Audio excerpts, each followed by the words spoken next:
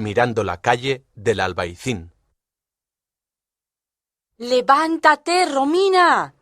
¡Que vas a llegar tarde a clase! ¡Ay! ¡Qué pesadez! Con lo bien que se está en la cama. Otra vez al instituto. ¡Uf! Menos mal que hoy nos toca visita cultural.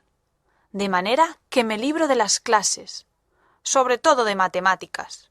Y además, en lunes. No hay mal que por bien no venga. Una vez en el instituto, el profesor de Historia del Arte advierte a sus alumnas: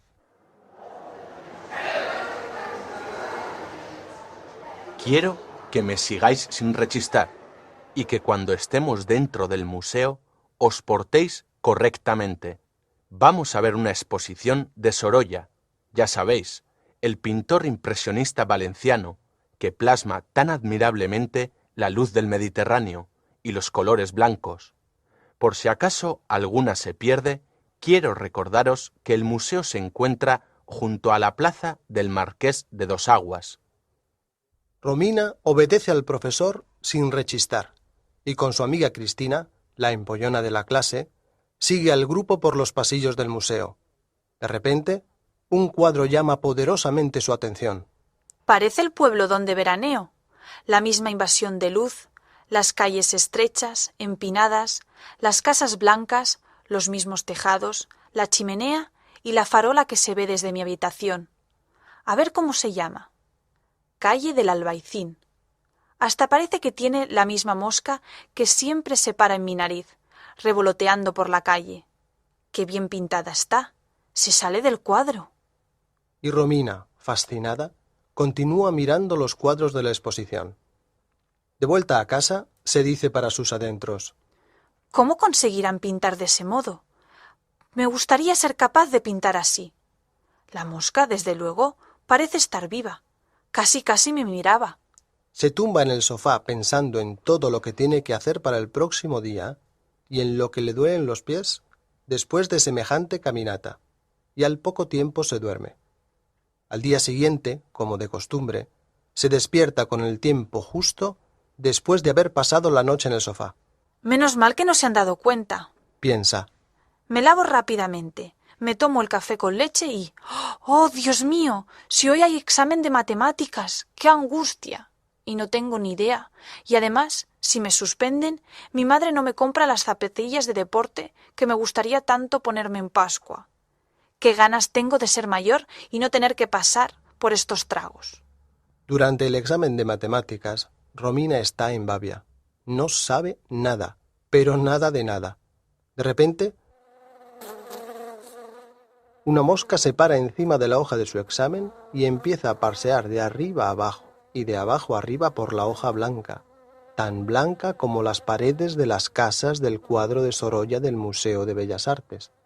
Romina se inclina para observarla mejor y, maravillada, oye una vocecilla aflautada que le dice: Si cuando estemos en casa me das un poco de miel, voy a mirar el examen de tu amiga Cristina y te digo todo lo que escribe. Romina no da crédito a lo que ve ni a lo que oye, pero escucha una voz interior que le dice: obedece sus órdenes, y rápidamente contesta: Te lo prometo, vas a tener toda la miel del mundo. La mosca velozmente se dirige al pupitre de Cristina y a los 5 minutos regresa y le dicta al oído todo el examen de matemáticas, todas las respuestas de Cristina. Es maravilloso. De pronto se pone a escribir como un artista en pleno acceso de inspiración. Le falta tiempo para poder terminar. Eufórica, sale de la clase. ¿Es posible lo que me está ocurriendo? No tengo ni idea y súbitamente tengo la impresión de que alguien me lo está diciendo todo al oído. Alguien no, Romina, soy yo. Recuerda, en casa me tienes que dar la miel prometida. Atiza, pues es verdad. Oye, ¿cómo te llamas? Nunca he visto una mosca capaz de hablar. Eso es porque no prestas atención a lo que hay a tu alrededor, y menos todavía a una mosca. Me llamo Catalina, y soy la misma mosca de ayer del cuadro de Sorolla. Estando sobre el lienzo, escucho tus comentarios.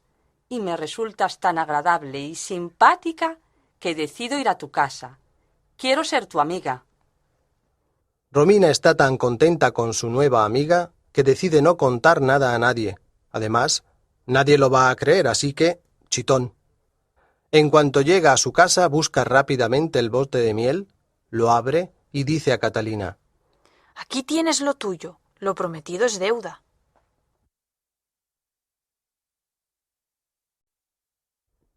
Preciosas informaciones. Las dos deciden ayudarse. Catalina no tiene a nadie en el mundo y Romina es hija única. Sus padres trabajan durante todo el día.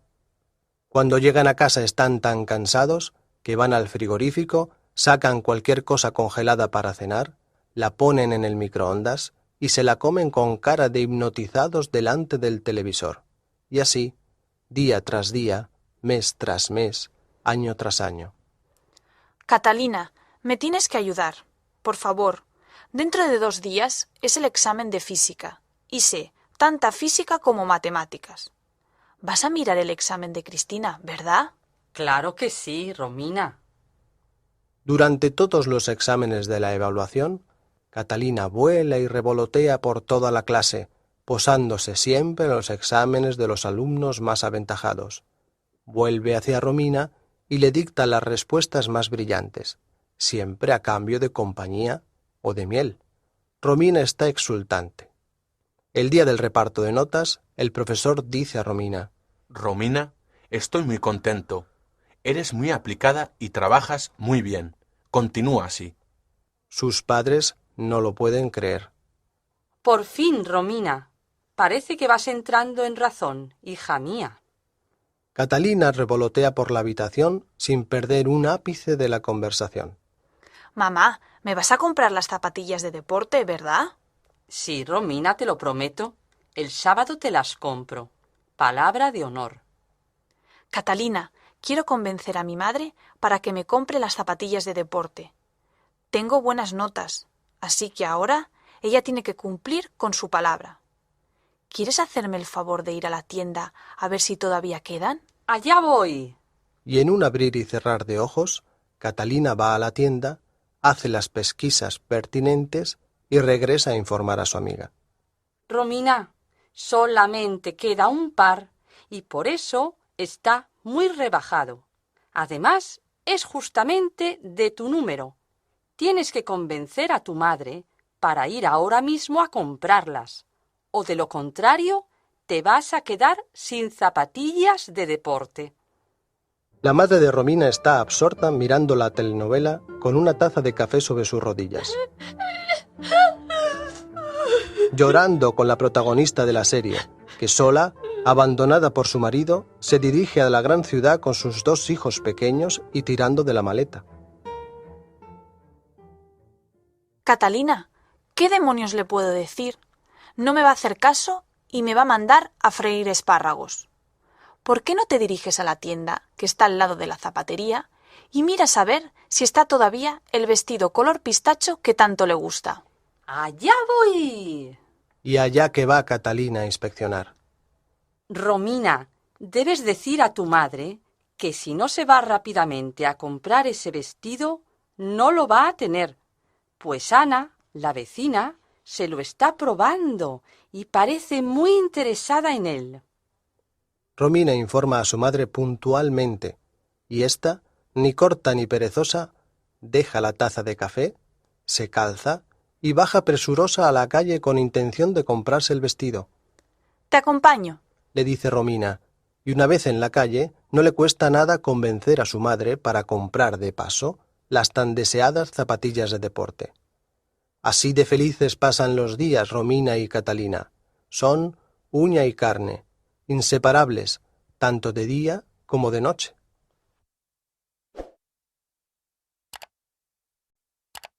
El repelente Niño Vicente. Ana, la vecina, tiene un hijo de la misma edad que Romina, más o menos de 13 años. Se llama Vicente y además es repelente. Por eso le llaman el repelente Niño Vicente. Siempre que ve a Romina por la calle, corre detrás de ella y le deshace la cola. Y con todo eso, no trata bien a los animales. Cada vez que ve a un perro o a un gato, le tira piedras. Romina no lo soporta. Si ve que va a coincidir con él en el ascensor, se esconde en la escalera para evitar su compañía. Es sencillamente una pesadilla tener un vecino así. Quiere hacerse el culto y no dice más que tonterías. Al ser las terrazas contiguas, se oyen todas las conversaciones. Hoy mismo le oye decir: Como los calcetines están toda la noche al ralentí, no están secos. y su mamá le ríe todas las ocurrencias. ¡Ay, mi niño! ¿Cómo se expresa? Este va a ser ministro. También presume, delante de todos sus compañeros, de que va a París con sus papás a ver los partidos de tenis de Roland Garros, y les cuenta ante sus miradas atónitas, presumiendo de saber hablar francés, que entran al estadio todas las mañanas por la puerta del Moscatel. Romina tiene una gata pelirroja llamada Steffi, que detesta la soledad. Es una gata equilibrada y tranquila, sociable y juguetona que adora a su dueña. Bueno, a decir verdad, se adoran mutuamente. Tiene los ojos grandes de un color azul intenso y con un pelaje dorado y algunas manchas negras. Extrovertida y curiosa, con su aspecto de peluche se pasea por la casa como una verdadera reina con su cola erguida. A Steffi, la gata de Romina, le gusta mucho hacer incursiones porque está hecha para la vida al aire libre. Particularmente le gusta la casa del repelente niño Vicente. Le gusta porque hay muchas plantas, hay rododendros y madreselvas. No hay que ser muy astuto para entender que Romina y Vicente se tienen la guerra declarada. Cada vez que Vicente ve a Steffi, lo primero que hace es abrir la manguera y dirigirla hacia ella a toda presión. Steffi, como es natural, empieza a dar cabriolas mientras él se ríe a carcajadas. ¡Malditos animales! Solo sirven para ensuciar. ¡Mamá, mamá! ¡Mira lo que hace la gata de la vecina! Y Ana, presurosa, sale a ver cómo Vicente la persigue. Lógicamente, Ana aplaude todas las acciones de su hijo. Ana tiene muy claro que no le hacen gracia ni los gatos, ni los perros, ni nada que tenga 4 patas y se mueva. A Ana solamente le hace gracia ir a la boutique a comprar vestidos o a la peluquería, y sobre todo, lo que le gusta es hablar siempre con orgullo de su hijo. Cada vez que Vicente rompe algo en la terraza porque se pasea por ella con los patines, echa la culpa a Steffi. Steffi es la culpable de todos los daños que provoca el irritante Vicente. Romina se siente impotente ante semejante mentecato, protegido por su mamaíta. ¿Qué podemos hacer, Catalina? Tenemos que vengarnos. Mi madre no quiere enfrentarse con la vecina. Quiere a toda costa evitar problemas. Y el tonto ese siempre se sale con la suya. Tenemos que pensar en algo. Verás, Romina, tengo una idea. Voy a meterme en su casa. Enseguida regreso con noticias del genio y de su mamá.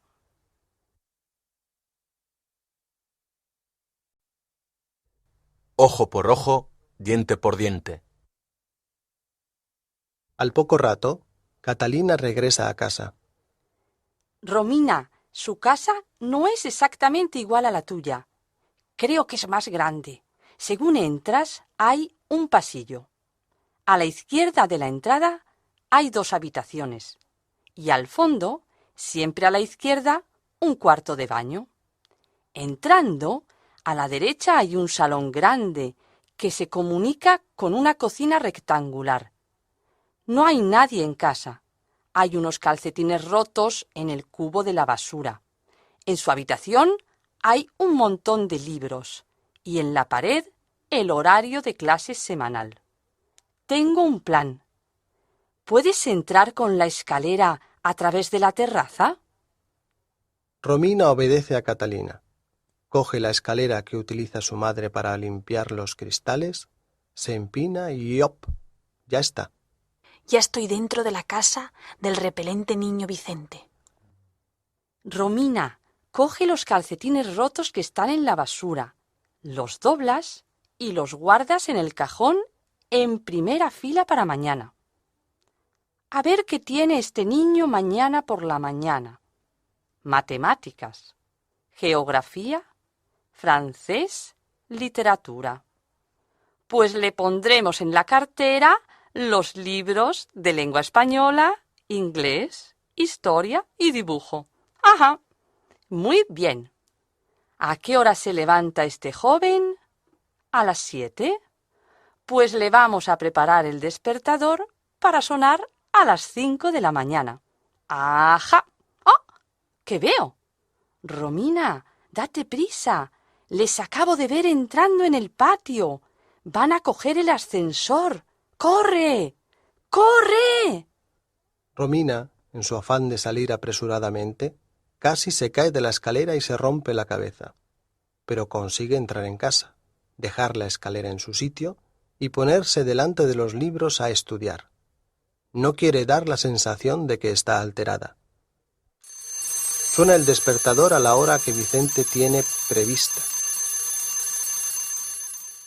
Se levanta adormilado, se lava y coge los calcetines rotos. Se los pone sin prestar atención.